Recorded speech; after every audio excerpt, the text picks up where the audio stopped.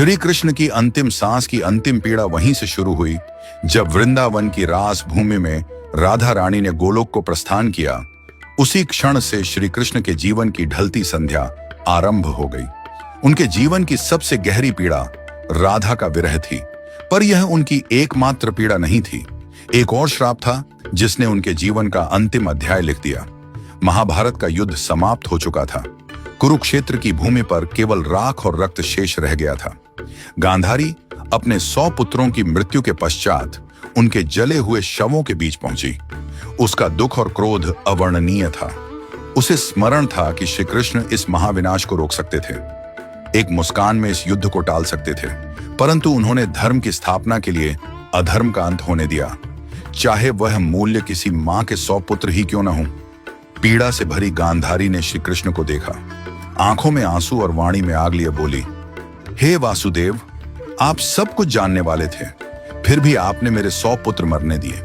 आप युद्ध रोक सकते थे, पर आप केवल तमाशा देखते रहे। आज मेरी ममता का श्राप आपको भी छुएगा। जैसे मेरा वंश समाप्त हुआ, वैसे ही आपका यदुवंश भी नष्ट होगा और आप अपनी मृत्यु अकेले अपनों से बिछुड़कर एक तीर की पीड़ा में अनुभव करेंगे। श्री कृष्ण ने गांधारी का श्राप शांत मन से स्वीकार किया, क्योंकि वह जानते थे यह भी उसी लीला का भाग है। जिस न्याय को वह लेकर आए थे, उसी न्याय की अग्नि अब उनके अपने कुल को भस्म करेगी। गांधारी का श्राप, राधा का वियोग और यदुवंश का अंत, यही वह अंतिम चरण था जिसने श्री कृष्ण के मानवीय रूप को सबसे गहरे दुख से भर दिया। त्रेता युग का वचन। त्रेता युग में श्री राम रावण वध कर अयोध्या लौटे। राम राज्य की स्थापना के बाद एक संध्या को अयोध्या के समीप एक तपस्वी राक्षस आया। नाम था जरासुर। वह युद्ध नहीं चाहता था, केवल एक प्रश्न का उत्तर चाहता था। जरासुर बोला, प्रभु, आपने धर्म के लिए असुरों का नाश किया, पर क्या कभी ऐसा होगा कि मैं भी आपकी परीक्षा ले सकूं? क्या कभी मुझे अवसर मिलेगा कि मैं आपके मार्ग में अंतिम बाधा बन सकूं? राम मुस्कुराए। उन्होंने कहा, जब मैं द्वापर में श्री कृष्ण रूप में जन्म लूंगा, तब तू मनुष्य जन्म लेगा और उसी जन्म में तू वह अवसर पाएगा। तेरे ही हाथों मेरी लीला का अंत होगा। यह मेरा वचन है। जरासुर ने प्रणाम किया। उसे पता नहीं था कि यह वचन युगों बाद एक महान रहस्य का कारण बनेगा। यदुवंश का अंत और अंतिम विरह। समय बदला। द्वापर युग में यह वचन पूरा होने का समय आया। यदुवंश आपसी कलह से नष्ट हो गया। द्वारका उजड़ गई। सब कुछ समाप्त हो चुका था। न सुदर्शन उनके हाथों में रहा, न अर्जुन पास थे, न बलराम, न सुदामा और न ही राधा। अब श्री कृष्ण पूर्णतः अकेले थे।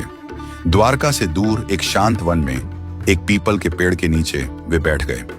कंधे पर वही बांसुरी थी जो कभी राधा के लिए बजती थी। उन्होंने आंखें बंद की। बांसुरी से राधा के नाम का स्वर फूटने लगा। सुरों में वेदना थी, तड़प थी। राधा गोलोक में बैठी थी। जैसे ही यह स्वर वहां पहुंचा, राधा की आंखों से आंसू बहने लगे। उन्होंने देखा, कृष्ण अकेले हैं।